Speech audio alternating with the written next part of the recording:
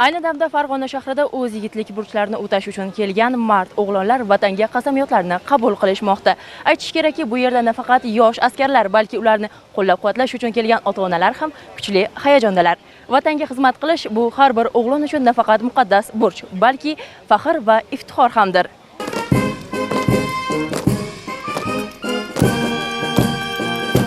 Tadbirda Oliy Majlis Senati a'zolari, harbiy prokuratura vakillari, faxriylar, Milliy gvardiya Farg'ona viloyati bo'yicha boshqarmasida muddatli harbiy xizmatni o'tash uchun kelgan yosh askarlar, Jasorat maktabi o'quvchilari hamda harbiy xizmatchilarning oila a'zolari ishtirok etdilar. Marosim harbiy orkestr sadolari ostida davlat bayrog'ini olib kirish bilan boshlandi.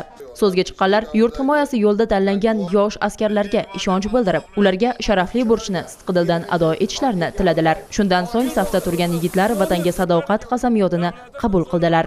Har bir so'z kelajak oldidagi va'da, tinchlik va osoyishtalikni asrashga qaratilgan qat'iy qaror sifatida yangradi. Qiyinchiliklarga ham el yurtimning yuksak ishonchi oqlashga tantanali ravishda qasamyod qilaman. Bugun barcha safdoshlarim qatori men uchun ham unutilmas kun. Chunki men xalqimga va prezidentimga butun umr sodiq bo'lish to'g'risida qasamyod qabul qildim. Joriy yil O'zbekiston Respublikasi Milliy gvardiya saflarida vatan oldidagi yigitlik burchimni ado etish uchun qabul qilindim. Ta'kidlash joizki, Milliy gvardiyamiz saflarida o'z sohasining yetuk mutaxassislari bo'lib yetishishimiz uchun barcha sharoitlar yaratib berilgan. Kelajakda yurtimiz tinchligi va osoyishtaligini saqlashdek muqaddas vazifaga o'z hissamizni qo'shamiz. Biz askarlar vatanga qasamyodimizga sodiq qolib, O'zbekiston Respublikasiga sadoqat bilan xizmat qilamiz.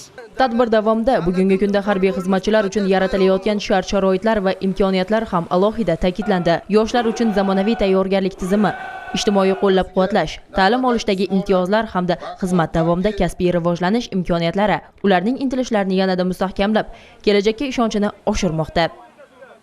Men harbiylik sohasiga juda ham qiziqaman. Men buni yoshligimdan beri qiziqaman. Harbiy akalarimizni ko'rib, bizda ham vatanparvarlik hislari uyg'onib ketdi. Biz ham kelajakda shu akalarimizga o'xshab vatanimizga, xalqimizga va O'zbekiston Respublikasiga sadoqat bilan xizmat qilishga va'da beramiz. Qasamyod lahzalari ota-onalar uchun ham unutilmas bo'ldi. Ular farzandlarining harbiy safga qo'shilib, vatan oldidagi burchini ado etishga kirishganidan hayajonda ekanliklarini yashirmadilar. Bugun biz onajonlar juda ham xursandmiz. Men Navoiydan keldim, juda ham faxrdaman. Chunki farzandim bugun Milliy gvardiya libosini kiydi. O'z xalqi oldida qasamyod qabul qildi. Men juda ham xursandman. O'g'lim shu formani kiydi, shu niyatlariga yetdi, orzu-havaslari amalga oshdi. Juda ham xursandman. Marosimning badiiy qismida harbiylar jangovar va jismoniy tayyorgarlik bo'yicha ko'nikmalarni namoyish etdilar. Kichik taktik chiqishlar, qo'l jangi usullari namoyishi tomoshabinlarda katta taassurot qoldirdi. Mazkur qasamyod marosimi yosh avlodning vatanga sadoqati, yurt tinchligini asrashga tayyorligi va harbiy xizmatga bo'lgan mas'uliyatini yana bir bor namoyon etdi.